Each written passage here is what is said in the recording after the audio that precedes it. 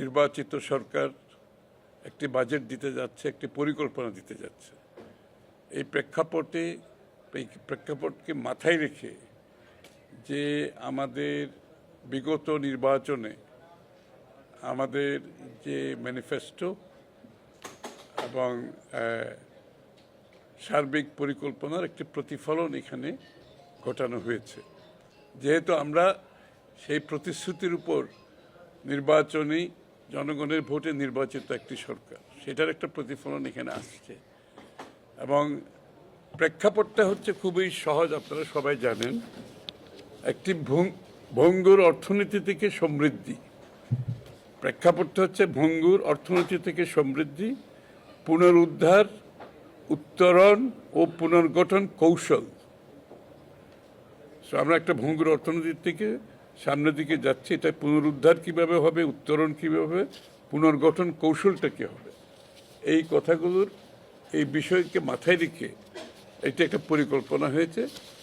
এটা পঞ্চবার্ষিকী, প্রথমে five year strategic framework for reform and development.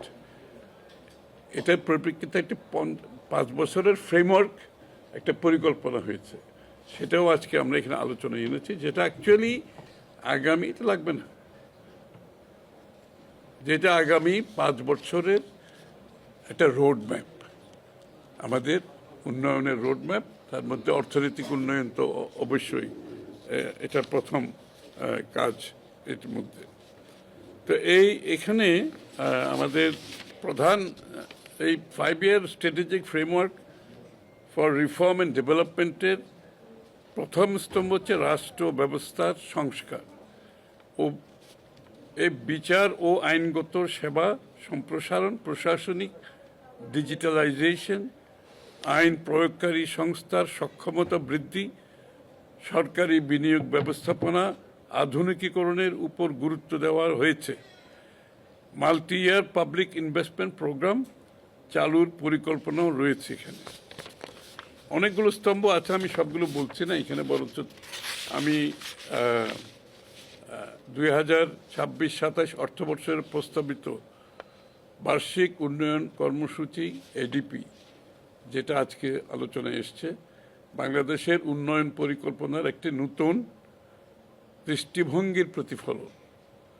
জাতীয় অর্থনৈতিক পরিষদে এনইসি উপস্থাপিত এই এডিপি শুধু অবকাঠামোগত উন্নয়ন নয়, বরং রাষ্ট্রীয় সংস্কার, বৈষম্যহীন সমাজ গঠন, টেকসই অর্থনীতি এবং আঞ্চলিক ভারসাম্য প্রতিষ্ঠার একটি সমন্বিত রূপরেখা তুলে ধরা হয়েছে।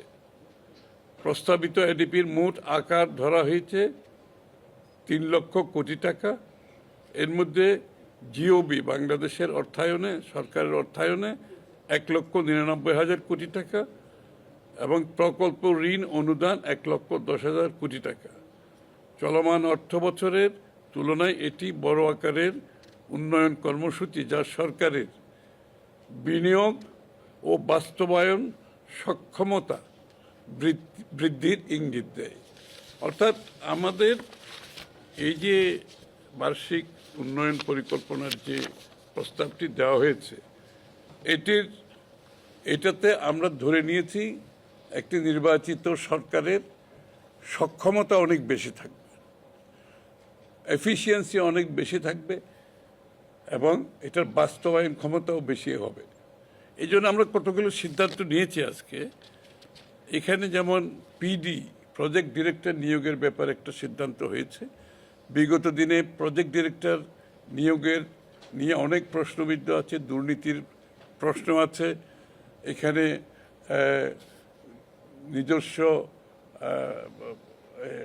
ইনফ্লুয়েন্সের মাধ্যমে নিয়োগের বিষয় আছে, কেউ দুর্নীতির মাধ্যমে প্রজেক্ট বাস্তবায়ন করতে পারে নাই, আবার কেউ যোগ্যতা না থাকার কারণে পারে নাই। সুতরাং পিডি নিয়োগের বিষয়টা আমরা আজকে এখানে আলোচনা করেছি। এইটার একটা ক্রাইটেরিয়া হবে, একটা পিডি নিয়োগ করতে হলে এখন একটা ক্রাইটেরিয়া থাকবে।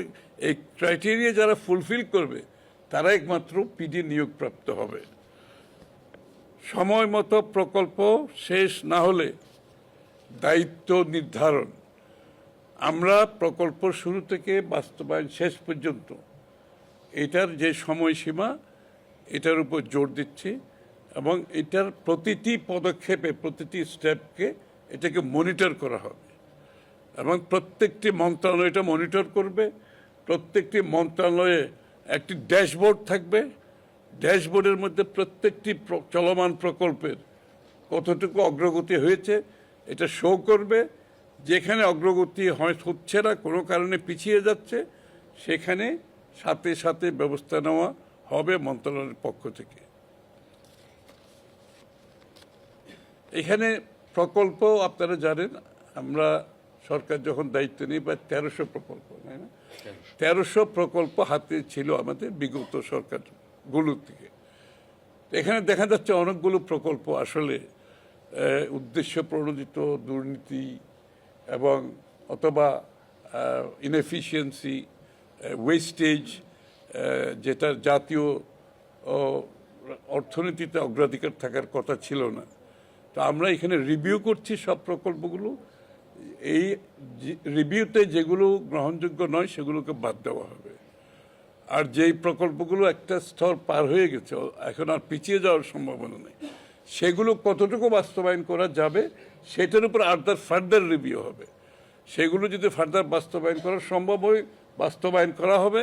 যদি আমরা মনে করি সেগুলো বাস্তবায়নের মাধ্যমে দেশ লাভবান হবে না, জনগণ লাভবান হবে না, সেগুলো আমরা বাতিল করব। আর যেগুলো নতুন প্রকল্প সেগুলোকে সীমা নির্ধারিত সময়ের মধ্যে সমাপ্ত করতে হবে। এই সময় বাড়ানোর কোনো সুযোগ নাই। এবং এটার জন্য আমি বলছি যে মেজারগুলো আমরা নিয়েছি, ব্যবস্থা, সেটা আমি আপনাদের সামনে তুলে ধরেছি। এবং আইএমইডি যারা বাস্তবায়নটা দেখে তারা এই প্রকল্পগুলো বিগত দিনে যে দুর্নীতির মাধ্যমে কিংবা অব্যবস্থাপনার মাধ্যমে যে সমস্ত প্রকল্পগুলো এসেছে এগুলো আইডেন্টিফাই করবে আইএমইডি তদন্তের মাধ্যমে, তার পরিপ্রেক্ষিতে ব্যবস্থা নেওয়া হবে। তো এই হলো মোট আজকের সিদ্ধান্ত। তো আপনারা আশা করি এটার কিছু প্রতিফলন বাজেটেও দেখতে পাবেন এবং আগামী দিনের বাংলাদেশের উন্নয়নের যে চিত্র সেখানেও আশা করি তার প্রতিফলন পাবেন ইনশাআল্লাহ।